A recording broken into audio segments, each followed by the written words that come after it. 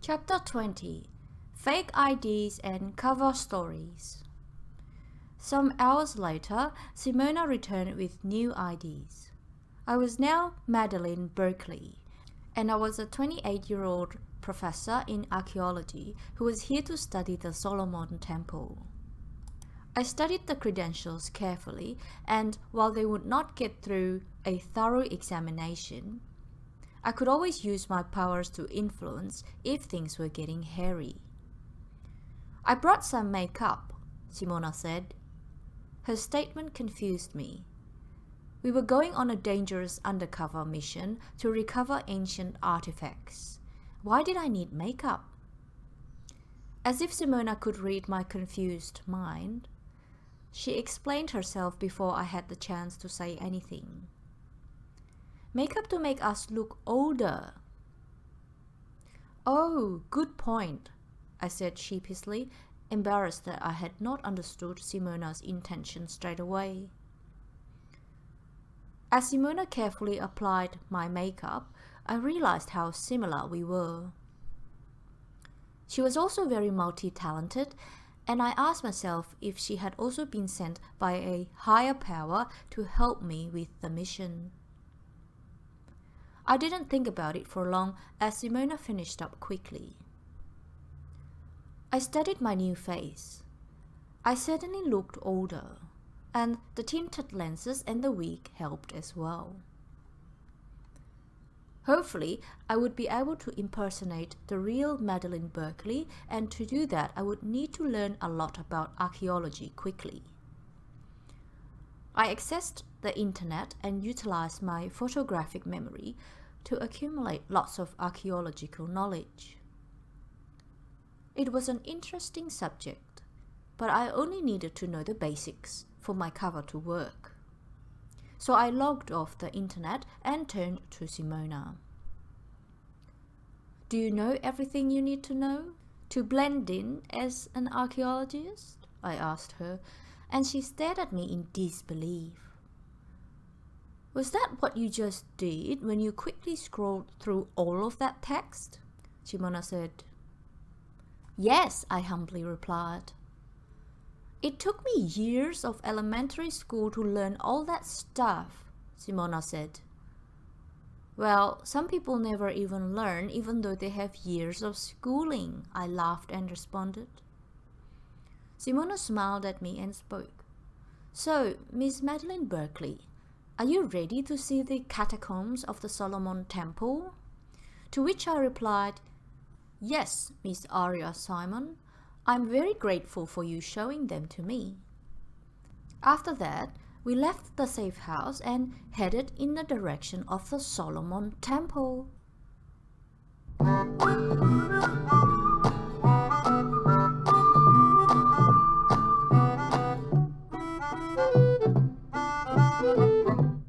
Chapter 21. Influencing the Guard. A short walk later, we arrived at the Solomon Temple. The sun was setting and most of the visitors were heading home, but we had other plans. We walked to the tunnel entrance and we were approached by a guard. Simona spoke Hebrew to the guard for a while, and then the attendant turned towards me. "So, Madeleine Berkeley from Australia, why are you here?" he asked. "I'm here to get a private academic tour of the Solomon Temple catacombs with my fellow researcher from Jerusalem University, Miss Aria Simon," I replied. "That won't be possible," the guard replied with a stern voice. "But why am I not allowed to go in? I have traveled so far to see and study these catacombs with my own eyes," I replied. "The catacombs are closed on orders from the Israeli government. It is a matter of national security," the guard replied with a hint of insecurity in his voice. I studied the man. He was guarding alone, and I could sense that he was easy to influence. He would most certainly be in trouble later if he let us through. But it was imperative for me to get through and uncover the secret that lay in those catacombs. This was the constant dilemma in life, that there were rarely any clear-cut solutions between right and wrong. While I needed to get down in the tunnels, I didn't like the prospect of having this innocent employee punished. I shrugged off my moral objections, grabbed the man by the arm, and looked into his eyes reassuringly. We really need to get down to those catacombs tonight. Strange things are taking place down there, and we must stop the perpetrators from causing more damage to the people of Jerusalem and possibly to humanity as a whole, I said. The guard shuddered and stuttered out a reply. But they know I'm working by myself today. If I do let you pass this entrance, they will come after my family and me. Who are they? I asked. The mighty men in Templar robes, working with that authoritative and wicked government official Ben Yehuda, the guard replied. I gave the man a concerned look, but I could feel the excitement growing within me. We were definitely close to something. I am going to be honest to you, I started, and the guard looked at me attentively as I continued to speak. We are not really university scholars. Instead, we are here to save humanity from enslavement and fear. I realized from the fear in the guard's eyes that I had made a crucial mistake. I should have had kept up my facade, but now there was only one way to go, to move forward. I focused my psychic energy, grabbed the guard tighter by the arm, and knocked him unconscious with a sonic shock that was sent through my brain. What did you do? Simona exclaimed in awe. I knocked him unconscious. He wasn't going to cooperate. It was the only way, I replied. But how did you do it? Simona asked. With my powers. I don't have time to explain. Time is short, and we need to move, I urged Simona. She nodded, and together we rushed down the stairs to the catacombs below, leaving the unconscious guard where he was.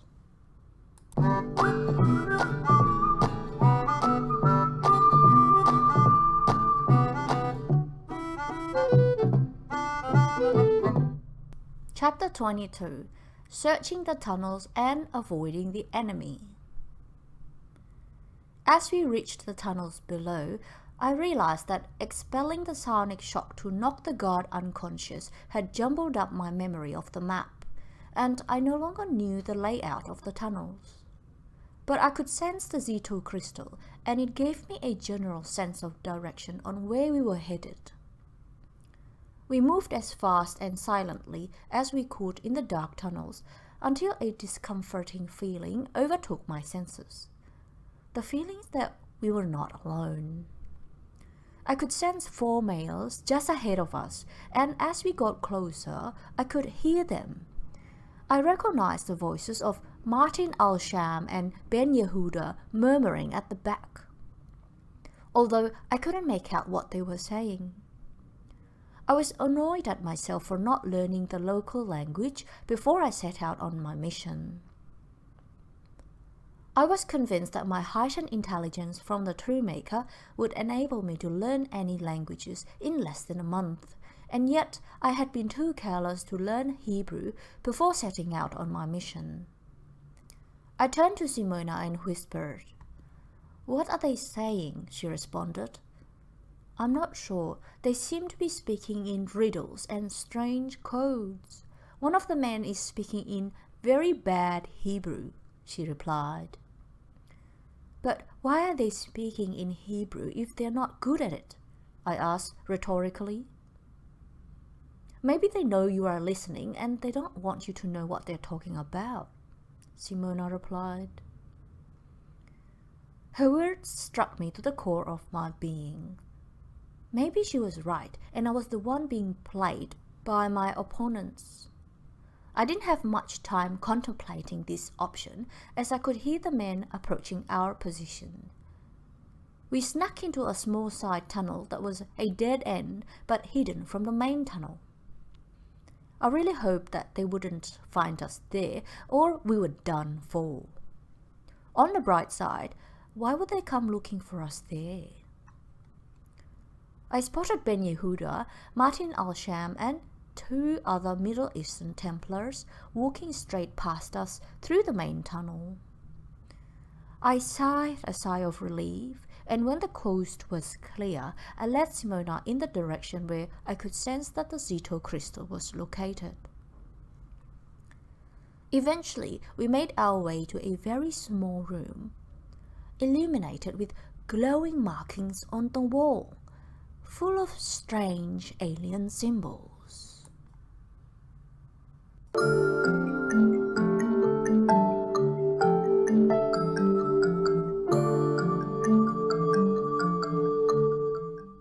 Chapter 23. Unlocking the door and finding the primordial Zeto crystal. As we entered the dark and strangely mystical room, the alien symbols suddenly lit up in an opaque, dimly lit and soothing neon bluish color. I recognized the symbols from the tattoo on Martin Al-Sham's arm, but I couldn't make out the pattern.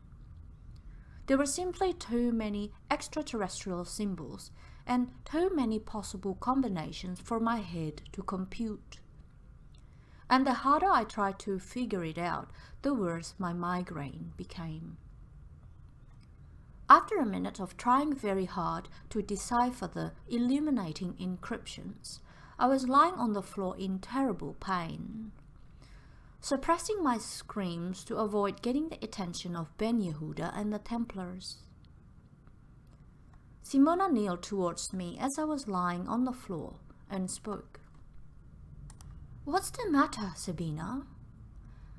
I suddenly coughed up some blood, and Simona stared at me in horror and spoke.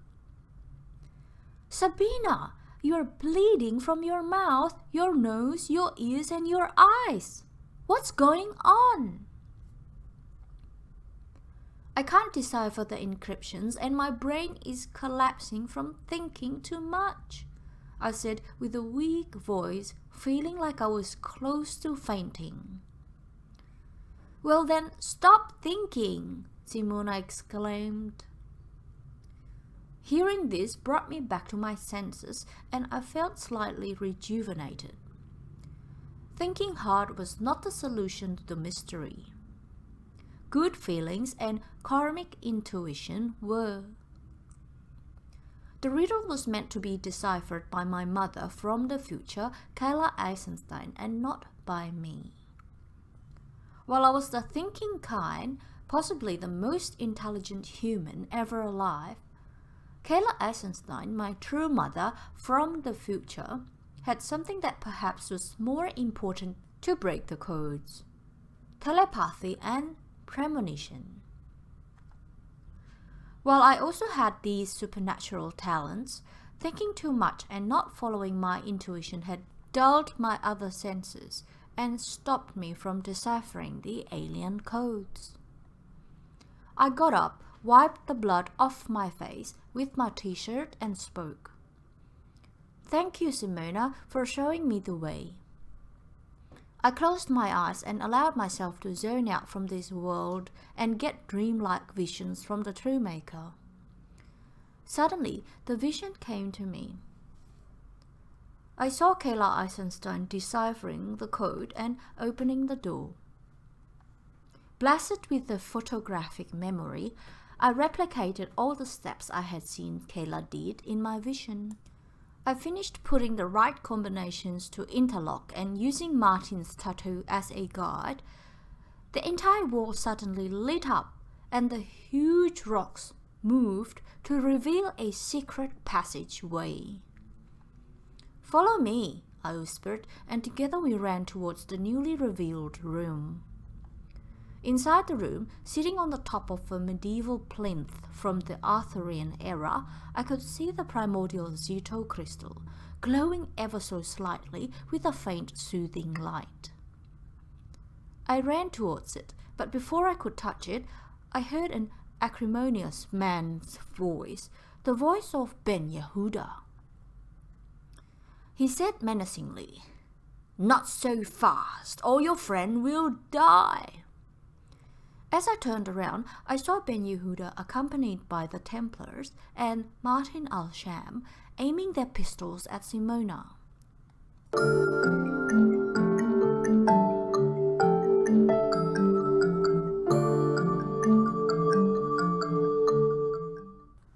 Chapter 24.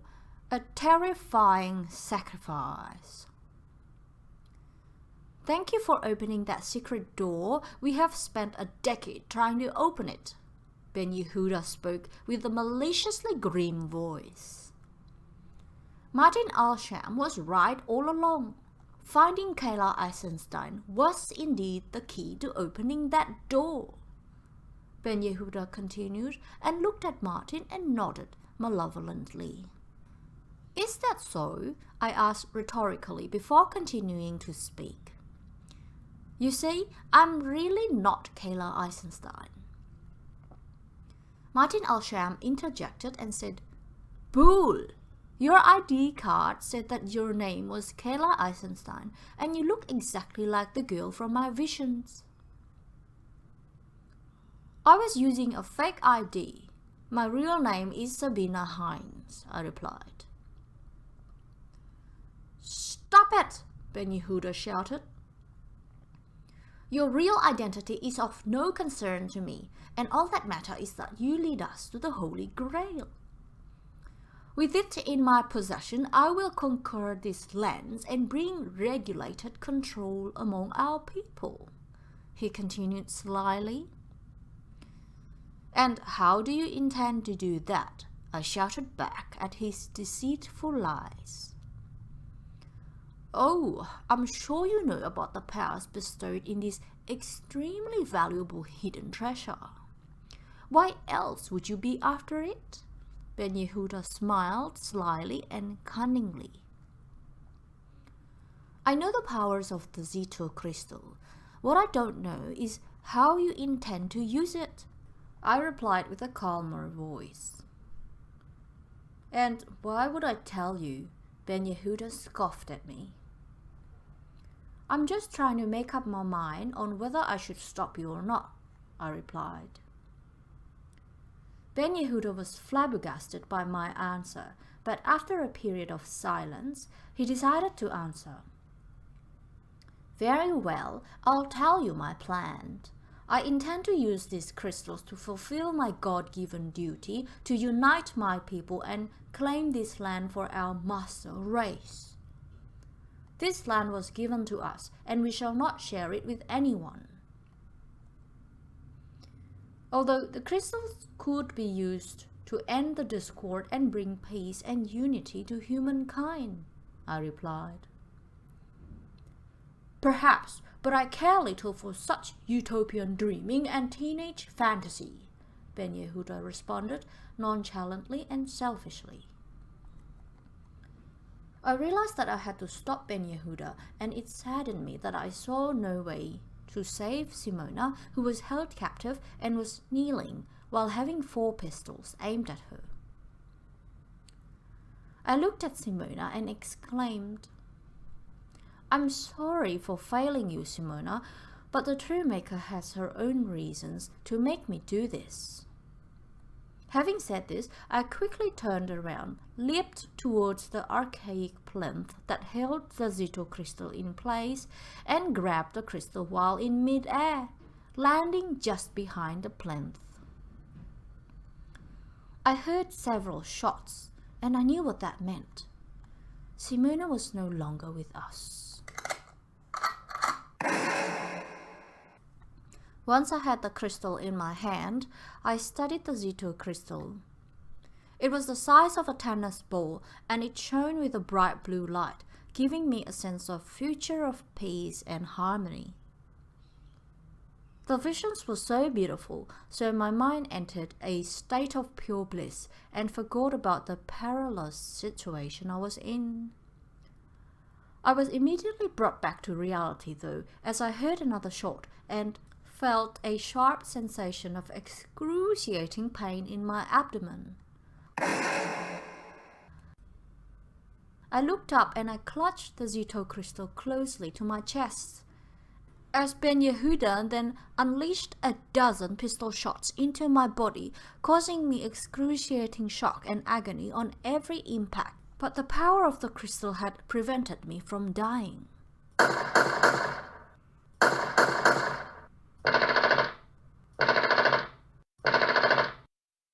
I heard Ben Yehuda scream, "Why won't you die yet? This is impossible!" Ben Yehuda reloaded his pistol and I knew I was going to die and there was nothing I could do about it. "Oh, why have you abandoned me?" I wailed, but there was no response from the True Maker. I closed my eyes, held the crystal tight and prepared myself for dying. Suddenly, I heard several gunshots followed by several thumps. I saw Ben Yehuda drop dead to the ground.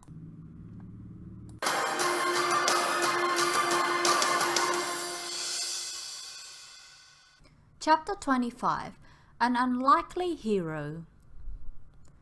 I looked up and I saw Martin Alsham dropping his smoking pistol to the ground. Next to him lay the two other Templars and Ben Yehuda's bodies. Suddenly, Martin kneeled to the ground and started to shed drops of tears from his eyes. "Michael and James were good friends, and yet I killed them," he said. "Why did you choose to save me, if I may ask?" I asked Martin. "Well, I guess I just was not as big fan of unity through genocide as the others were planning to do. My main reason for staying in the Templar Order for 20-odd years was to find Sabina Eisenstein and to show her the tattoo that I was bestowed by the Zetans," he replied and kneeled beside me. "How did you survive getting shot 13 times? Martin asked. I got up on my feet and studied the enchanting and mystical alien crystal.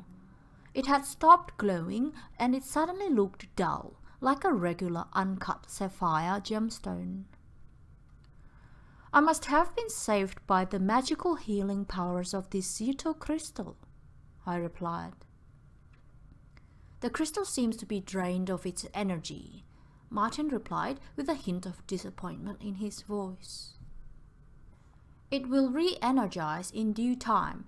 At least we saved it from being stolen by evil men today," I replied.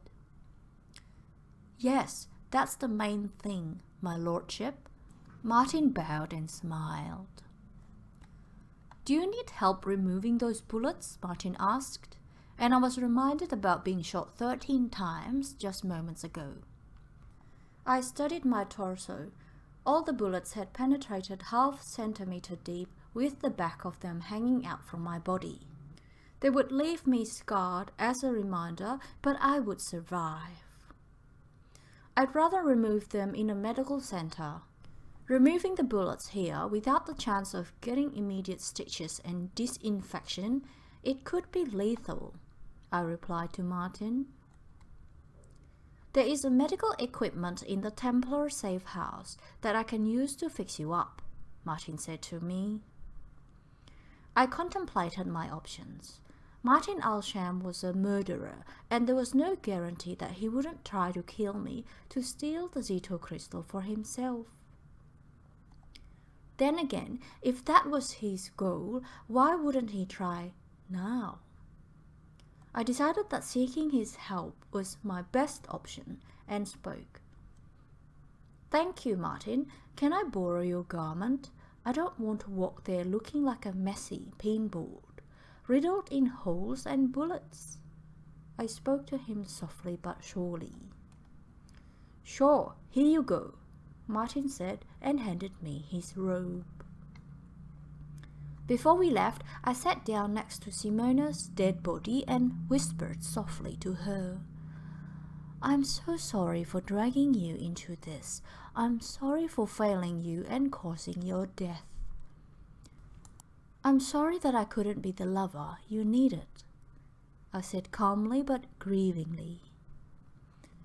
It might have been my mind playing tricks on me, but when I studied her dead and beautifully handsome face, I could see the hint of a peaceful smile, as if she was happy with her end on earth. After this, I got up and quickly left the room without looking back.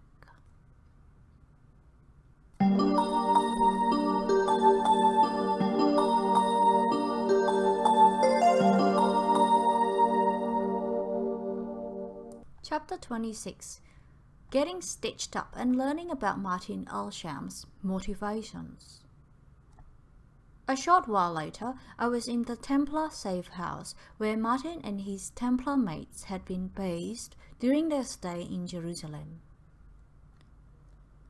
I needed to get medical treatment, and while I would have preferred to visit a proper hospital, it would be a nightmare explaining how I managed to get shot 13 times, all of them just penetrating my skin without going further into my body. "Would you like some painkillers?" Martin asked. "No, I don't believe in using drugs to dull my senses. Whatever I will feel is what I'm meant to feel," I replied. "Are you sure?" Martin asked while shaking his head. "Yes, I'm sure," I replied. "Okay, this will hurt a lot," Martin said as he began to pull out the bullets and disinfect the bullet wounds.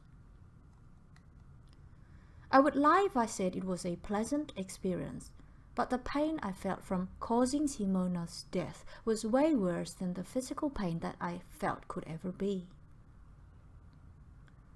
I let down my guard and I started crying like a baby. "Are you sure that you want me to continue?" Martin asked with a concerned voice. "Yes, this needs to be done," I replied while grimacing in pain. After a while, the pain receded, both the physical pain and emotional pain, and I got back to my senses. I decided to find out more about Martin, so I spoke to him. "So, why did you team up with Ben Yehuda and the Mossad when you clearly didn't agree with their views?" Martin looked around the room before he answered my question. He spoke. "Well, you would think I'm crazy if I told you." I smiled warmly at Martin and spoke to him gently.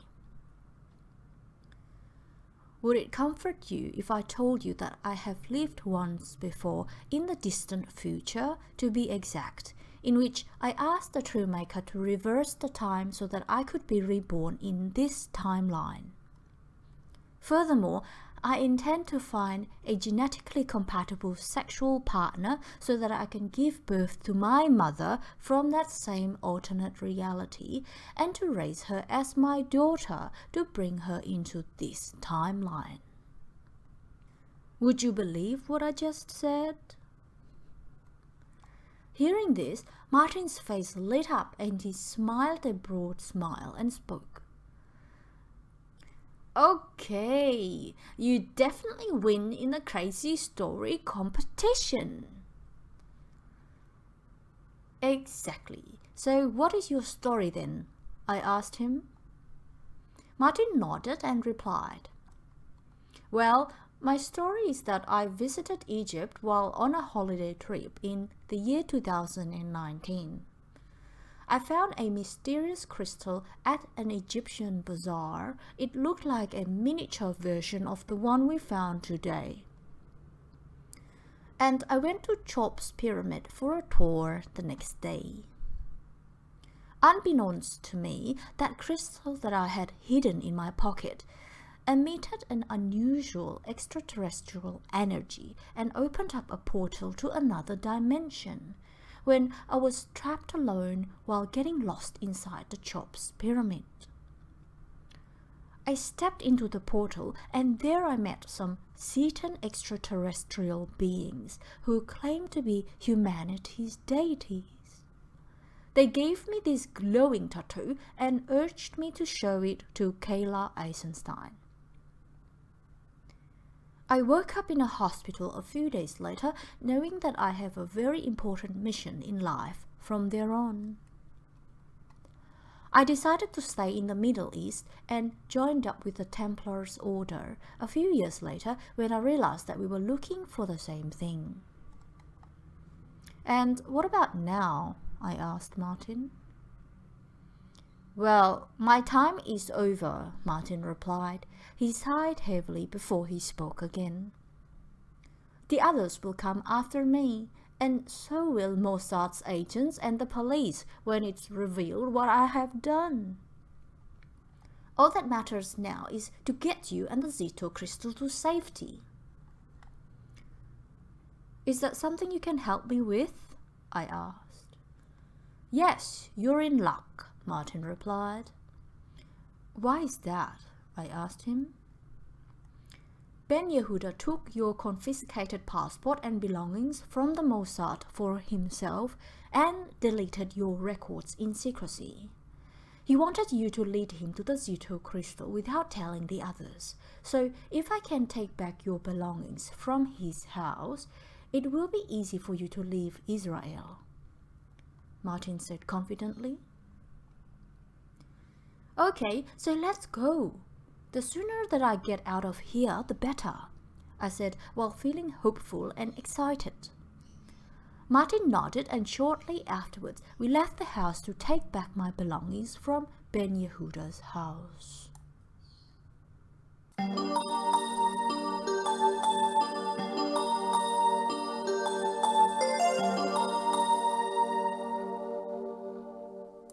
Chapter 27. A Shootout and a Narrow Escape. An hour later, I was waiting nervously in a dark alleyway outside Ben Yehuda's house. Suddenly, I heard an explosion. I saw Martin running towards me. "What did you do?" I shouted at him. "Isn't it obvious? I took back your passport and possessions so that you could leave the country, but I also set an explosion to get rid of the evidence," Martin answered. I didn't have the time to answer as a bullet grazed my ear and I had to jump into the alley to take cover. Martin fired back at the attackers, and after a brief shootout, he dropped to the ground with a bullet wound in the side of his body. "Take this bag and run! They are coming!" Martin shouted. I grabbed the bag and I ran for my life, leaving Martin where he was. I ran as fast as I could, but with the injuries I had sustained earlier during the evening, I couldn't run very fast, and the Mossad agents were closing in on me with bullets hailing around me. "The Zeto crystal!" I shouted to myself, and I took it out of my pocket, and I squeezed it with my hand, trying to extract energy. Whatever power that was still in the crystal, it somehow guided my way, and I managed to outpace the Mossad agents to the relative safety of a nearby nightclub. From the nightclub, I quickly ordered an autocar while hiding at the back, and as it arrived, I sprinted through the kitchen, reaching the driverless taxi unnoticed.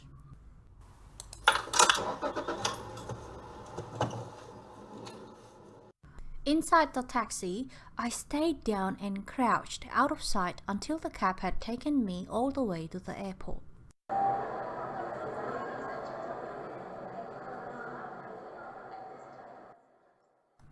Once I was at the airport, I passed the border control officers, eternally grateful that Martin had been right. Ben Yehuda indeed had deleted my records at the police station. I was no longer perceived as a criminal in this country and was able to travel as myself freely, as Sabina Hines. I then boarded the next flight departing Jerusalem, and 20 hours later I arrived safe and sound into Australia.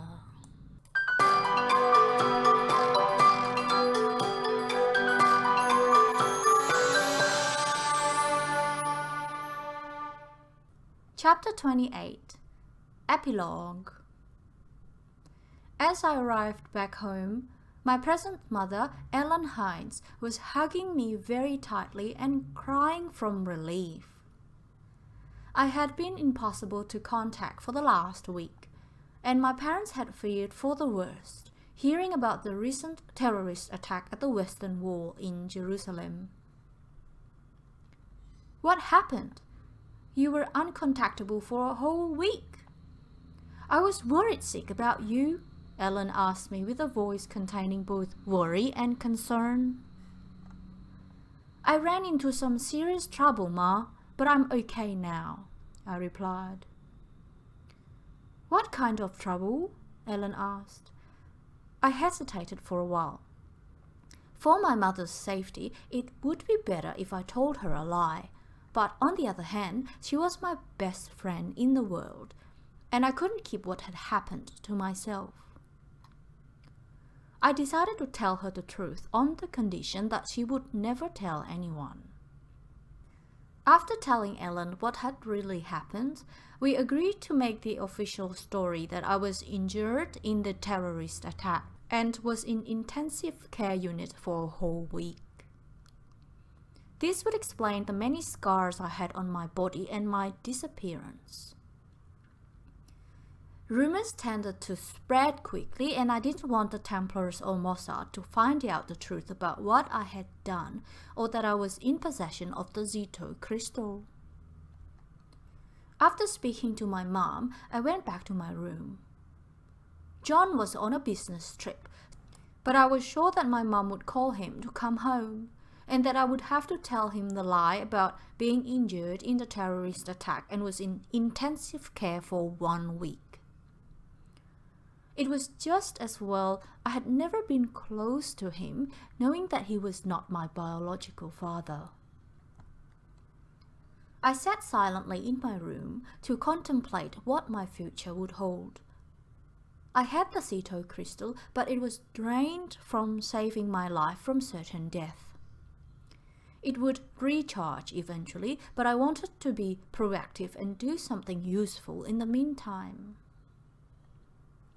I realized something. I shouldn't be afraid of making money. Money was a great tool to make the world a better place, and I could do a lot more good by utilizing my talents for trading and supporting charitable projects than I could if I sought solitude meditating on my own.